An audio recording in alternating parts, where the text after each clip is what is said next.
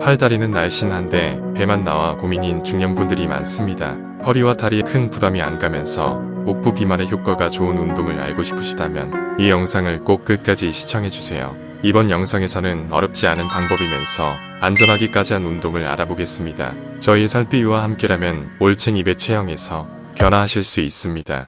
20대에는 조금만 식단 조절 그리고 운동을 하면 빠지던 살이 왜 나이가 들수록 살이 쉽게 안 빠질까요? 바로 신체 대사에 문제가 생겼기 때문입니다.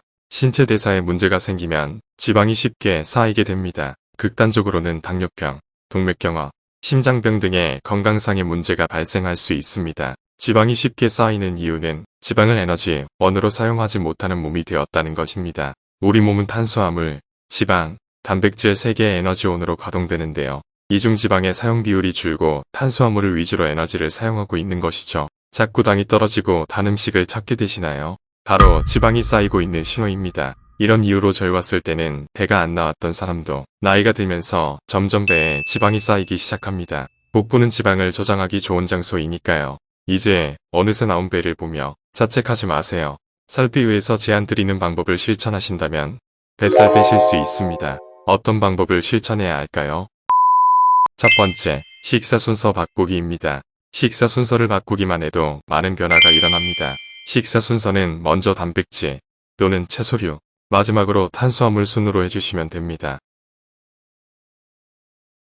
탄수화물을 가장 늦게 먹는 이유를 알려드리겠습니다. 탄수화물을 먼저 섭취하게 되면 우리 몸에서 인슐린이 다량으로 분비됩니다. 인슐린이 많이 분비되면 체지방 합성을 촉진시키게 됩니다. 이때 지방이 에너지로 사용되는 것을 막고 섭취한 탄수화물이 지방으로 전환되는 상태가 됩니다. 이런 상태에서 아무리 운동을 해도 지방은 사용되지 않는 것이죠. 대표적인 탄수화물은 밥, 빵, 뼈, 설탕, 과일의 과당 등이 있습니다. 식사는 먼저 단백질이나 채소류부터 섭취해주세요. 단백질은 고기, 생선, 달걀, 콩 등입니다. 단백질을 먼저 먹게 되면 인슐린이 과도하게 분비되는 것을 막을 수 있습니다. 인슐린은 먹은 음식을 지방으로 전환시키는 주요 호르몬입니다. 따라서 식사 중 인슐린이 크게 분비되지 않는 상태로 식사를 하기 때문에 음식이 지방으로 전환되는 것을 줄여줍니다.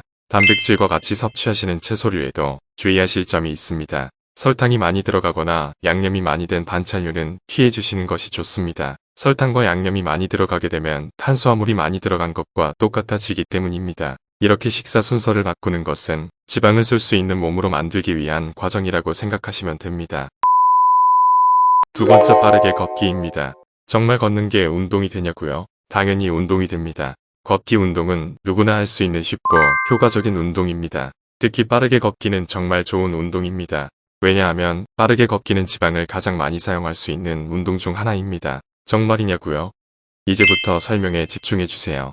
너무 강도 높은 운동을 하게 되면 우리 몸은 탄수화물을 주 에너지원으로 사용합니다. 강도가 높은 운동이라는 것은 숨이 많이 차는 운동인데요. 그래서 100m 달리기와 같은 격한 운동은 오랜 시간 지속할 수 없는 것입니다. 반면에 중강도의 운동은 지방을 주 에너지원으로 사용하면서 긴 시간 지속할 수 있습니다. 긴 시간 운동하는 마라톤 선수의 경우 몸에 지방이 별로 없는 것을 보실 수 있습니다. 하지만 우리는 마라토너처럼 2시간, 3시간 뛸 수 없습니다. 그러나 비슷하게 운동할 수 있습니다. 그것이 바로 빠르게 걷기입니다. 빠르게 걷기는 중년에게, 특히 내장 지방을 빼고 싶은 분들에게 최고의 운동 중 하나입니다. 얼마나 빠르게 걸어야 하는지 궁금하시죠? 이것도 말씀드리도록 할게요. 걸으실 때 옆 사람과 대화하기 약간 힘드신 정도의 속도로 걸어주시면 됩니다. 심박수로 말씀드릴 수도 있지만 모든 분들이 심박계, 스마트워치를 차고 운동하는 게 아니기 때문에 이렇게 설명드립니다. 말을 하나도 못할 정도면 너무 힘든 강도이고 너무 편안하게 말을 할 수 있다면 운동이라기보다는 신체활동에 가까운 강도입니다. 가족, 친구분과 함께 걸으시면서 약간 대화하시기 힘든 강도가 지방을 태우기 위한 적절한 강도입니다. 스마트워치가 있으시다면 최대 심박수의 60에서 70%의 강도로 운동해주시면 됩니다. 최대 심박수 공식은 다음과 같습니다. 220 빼기 자기 나이입니다. 50세로 예를 들어 보겠습니다.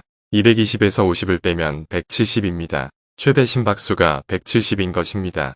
여기서 목표 운동 강도인 70%를 구하기 위해 0.7을 곱합니다. 50세의 70% 운동 강도는 119입니다. 비슷한 나이대의 분이시라면 120에서 플러스 마이너스 10 내외 목표 심박수가 나오실 것입니다. 개인의 체력을 고려하여 중년이신 분들이 효율적으로 지방을 태우기 위한 심박수 범위는 110에서 130 사이일 것입니다. 스마트워치가 있으신 분은 심박수를 확인하면서 운동해보세요. 스마트워치가 없으셔도 걱정하지 않으셔도 됩니다. 앞에서 설명드린 옆 사람과 대화가 약간 힘든 강도로 운동하시면 됩니다. 정말 심박수가 궁금하시면 하나 구매하시는 것도 괜찮은 방법입니다.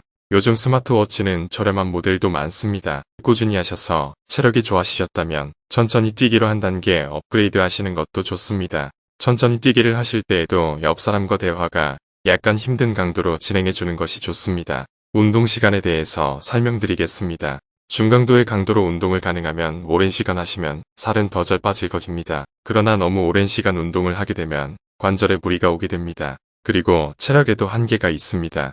제가 추천드리는 운동 시간은 40분에서 60분입니다. 국내외 여러 연구를 참고해 보았을 때 40분에서 60분 사이가 가장 효율적인 운동 시간이었습니다. 처음에는 40분에서 60분의 운동 시간이 길다고 느껴지실 것입니다. 친구, 가족분들과 대화를 하시거나 또는 스마트폰으로 영상을 보면서 하신다면 시간이 금방 지나가는 것을 느끼실 수 있을 것입니다. 아주 힘들게 운동하는 것이 아니기 때문에 충분히 대화나 영상 보기가 가능합니다. 빠르게 걷기, 느리게 달리기가 어려우시다면 고정형 사이클을 타셔도 좋습니다. 고정형 자전거의 장점은 스마트폰으로 영상을 보기가 쉽다는 점입니다. 드라마 한 편 보면 시간은 금방 가게 됩니다.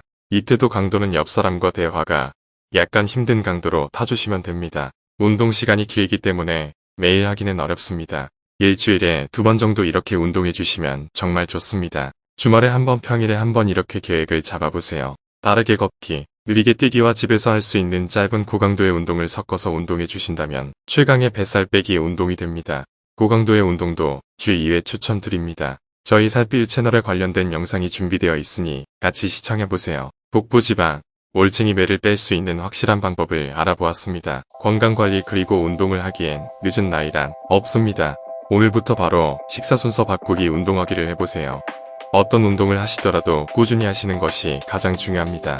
여러분에게 가장 좋은 운동은 꾸준히 실천할 수 있는 운동입니다. 이번 영상에서 말씀드린 운동법 말고 다른 운동도 많이 있습니다. 시간이 없으신 분들은 집에서 짧게 운동할 수 있는 영상이 준비되었으니 보고 따라해보세요.